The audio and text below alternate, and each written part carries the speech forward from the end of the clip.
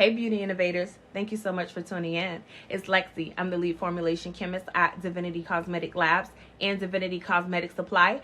Today I'm going to show you how to make a mango body butter cream using our Divine CAC20. As usual, these are just sample formulas to get you started. If you are in need of a professional formula for your brand, feel free to contact me. I provided you with my information below.